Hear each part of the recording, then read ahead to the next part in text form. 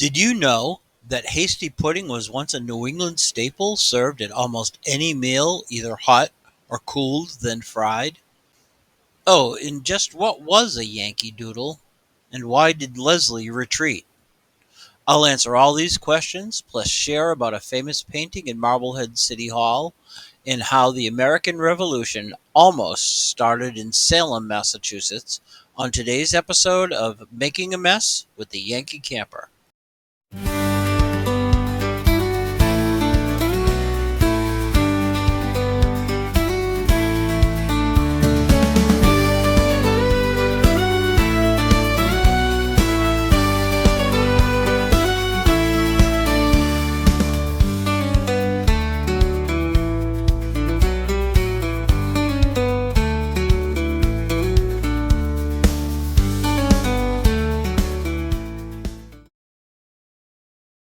Cornmeal mush, or hasty pudding as it's known around these parts, has been around for a long, long time.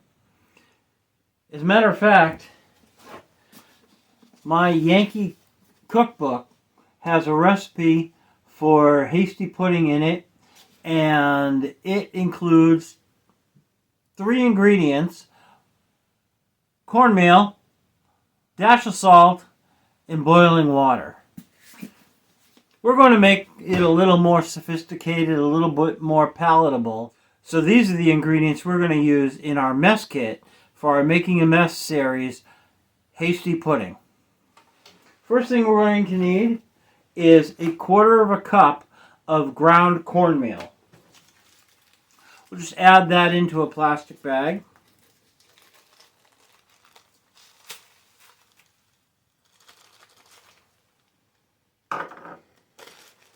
And into this, we're going to add a 1/2 teaspoon of brown sugar, 1 teaspoon of butter flakes, a dash of salt, and a dash of nutmeg. Just seal this up.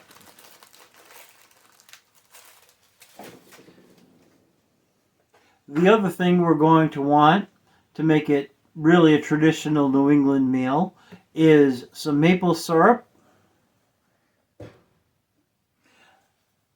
Put in 1/4 cup of maple syrup. I'm just going to put it into this plastic bag here. This way here, if it happens to leak a little bit, it won't get all over the bag and make a mess. We'll take the paper bag, mark it hasty pudding.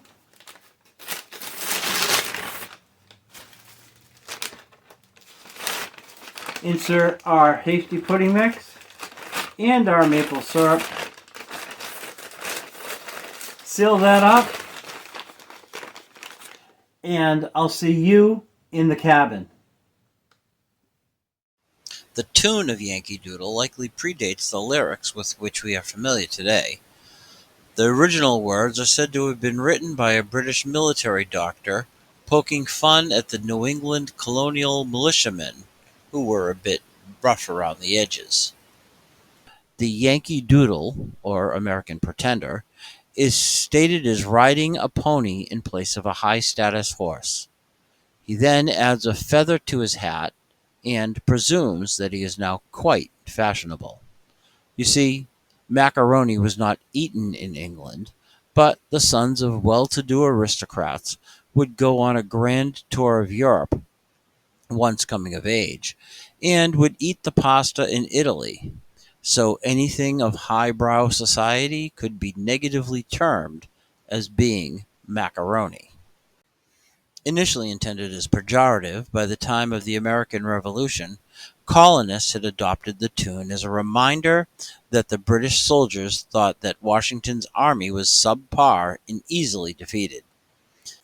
It was a consistent prompt to endure difficulties, thus proving the king's military wrong.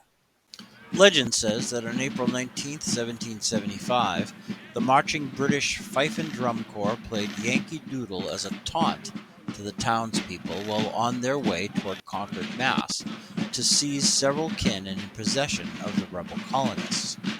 Confronted at Lexington Green, the first shots were fired and 8 Minutemen lay dead. The British troops continued west to Concord, where a confrontation took place at the North Bridge. Realizing the military miscalculation of the colonists' determination, the Redcoats retreated back to Boston in a disorderly fashion, being harassed by Minutemen along the route and having to endure the American fife and drummers playing Yankee Doodle as a ridiculing gesture for underestimating the resolve of the Yankees. The song has gone through a number of iterations, and the first stanza, with which everyone's familiar, was apparently added during a later version. The song sheet I saw listed what is now the second verse as the first, and it goes like this. Father and I went down to camp along with Captain Gooden. There we saw the men and boys as thick as hasty pudding. And now you know. I'll get back to Yankee Doodle in a moment, but first, This morning I'm going to be making hasty pudding for breakfast. Now, hasty pudding has been around in New England for a long time, and it can be used for breakfast, for lunch, for dinner. Any of those works well. Sometimes it was served as a side dish. The name comes from it being able to be made fairly quickly, and so we're going to make that for a quick breakfast. We'll start with our ingredients. We have maple syrup and our hasty pudding mix. We'll begin by measuring out a half a cup of water.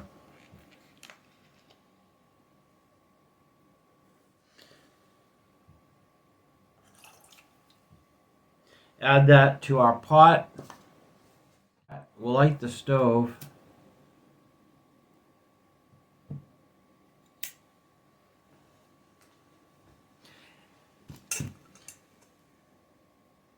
And bring that to a boil.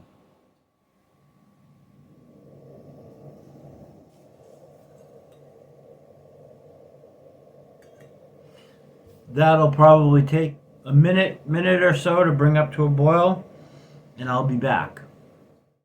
if you picture Yankee Doodle in your mind, you probably conjure an image of the painting titled The Spirit of '76, depicting three musicians during the War for American Independence by Archibald Willard.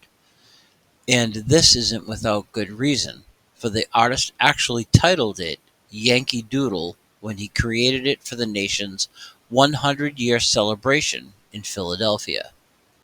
Iconic by design, the three prominent figures are an older man in the center, typically with a determined look, who is considered beyond his fighting prime.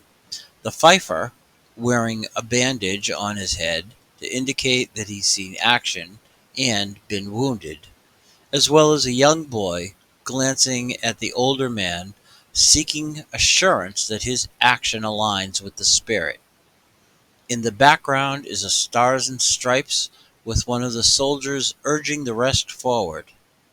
Along the lower portion, you find a fallen soldier waving his cap in approval of the three central patriots. The composition has been copied numerous times, even by the original artist, an Ohio native and carriage painter. A. H. Willard created a copy that now hangs in the Cleveland City Hall. It's never been considered high art, in that the style is somewhat unpolished and rough around the edges. But isn't that truly what the image depicts? A group of ragtag, unpolished soldiers fighting the most powerful army and navy in the world at the time, with the ideal of individual freedom as their basis for zeal. And speaking of zeal, one of the most ardent locations of independence support was a little spit of land adjacent to Salem, Massachusetts, known as Marblehead. From this little town came the Mariners, under General Glover, who would rescue George Washington from defeat in New York row him across the Delaware River for a Christmas surprise attack, and provide a navy for the fledgling country in rebellion. Following the display for the United States Centennial Celebration, General John H. Devereux, a title he earned in the Civil War for his efficiency in organizing the captured railroads of Virginia, purchased the original painting in great part because his son Henry was the model for the younger drummer. He sent the painting to his boyhood home of Marblehead, Massachusetts, to be displayed in the City Hall, also known as Abbott Hall, where it can still be seen to this day in the Selectmen's meeting room. Now, you know. Marblehead was also key in what could have become the start of the American Revolution almost 2 months before the battles of Lexington and Concord. I'll share that story in a moment, but let's finish cooking the porridge. That water's come to a rolling boil.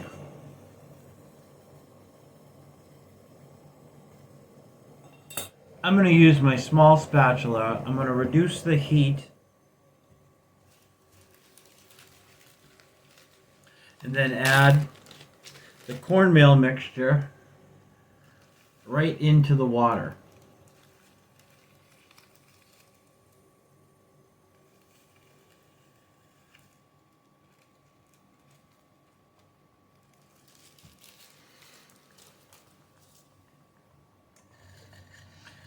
You're going to continue to stir that around until it becomes a porridge.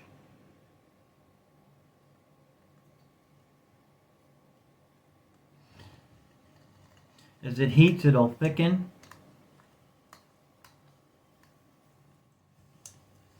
You can see it's starting to thicken now. Turn the heat down a little bit more.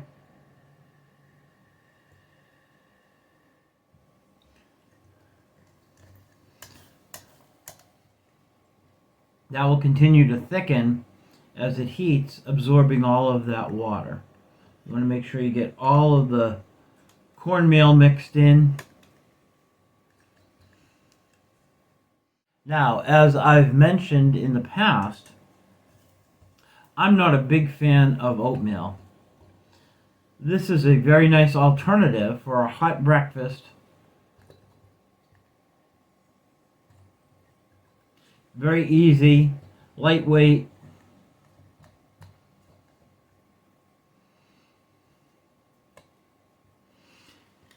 And you just want to let that sit until it starts to bubble. It won't take very long.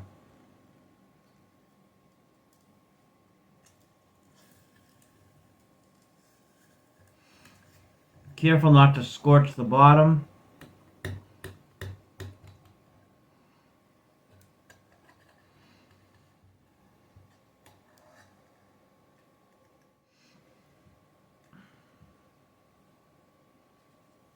I'm going to turn off the heat, and there we have genuine New England style hasty pudding.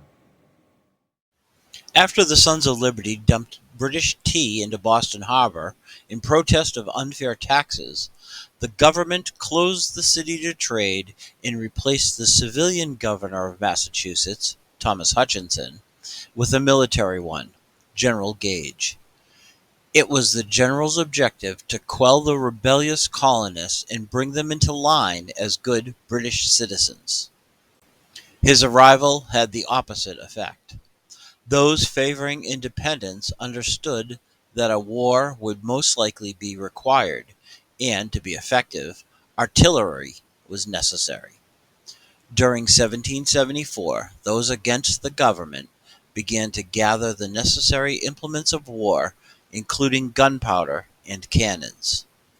4 brass field pieces had been pilfered from a Boston storehouse in September, and Gage was furious at their loss. Receiving intelligence in February that these guns were being held at Salem, he ordered Lieutenant Colonel Alexander Leslie to take a detachment of men to retrieve them. Leslie arranged just over 250 light infantry to sail from Castle William, now Castle Island in Boston, to Marblehead. This made military sense as Marblehead Harbor and Homan's Cove were under the protection of the armed reinforced earthworks atop Gale's Head, now Fort Sewell, giving not only a safeguard for the ship, but also a high ground and place of retreat if things skidded sideways, which they almost did. Being Sunday and believing that all the devout Puritans were otherwise engaged in worship, Leslie assembled his men on the shore and proceeded to the town of Salem, where his intelligence stated that the cannon were being housed along the opposite bank of the North River. Having been alerted to the Redcoats' approach, the militia formed in defense of Colonel Mason's artillery. These big guns were, in fact, not the brass cannons Leslie was sent to apprehend, but older French iron guns, purchased, nevertheless, for the same purpose. Upon arrival on the southern bank of the river, the British regulars discovered that the drawbridge had been raised, denying the military further progress. A few soldiers attempted to commandeer two gondola boats along the shore in an attempt to cross, but several townsfolk scuttled the watercraft with axes, eliminating them as a solution. To settle the tension and avoid potential bloodshed, the Reverend Barnard recommended that the bridge be lowered and Leslie march his men across in formation, look left and right to see if there were any cannon, then return to their ship. Understanding that this would strictly meet the orders under which he had received, the lieutenant colonel swore upon his honor to do just that, thus allowing him to report that he had crossed the North River, and upon looking, saw no artillery. The cannon had been spirited away to Concord, and were among the failed pieces that General Gage would eventually order to retrieve on a cold morning 2 months later, when Paul Revere would make his famous ride.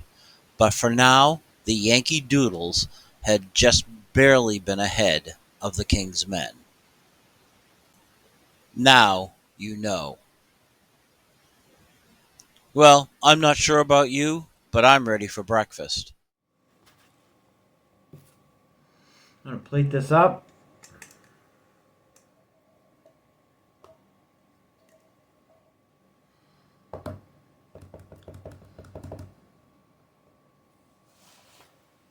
Place my pan on the pot holder.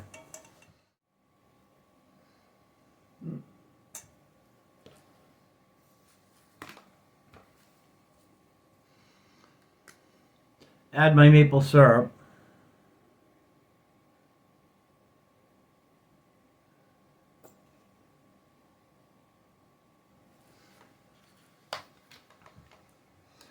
Just like that, breakfast is served. If you've enjoyed this video, please give it a thumbs up. I also ask that you consider subscribing to my channel as I bring out videos every week, and share it on social media. I'd really appreciate that. I'm going to eat my breakfast, and then I'm going to clean up my mess. Thank you for watching.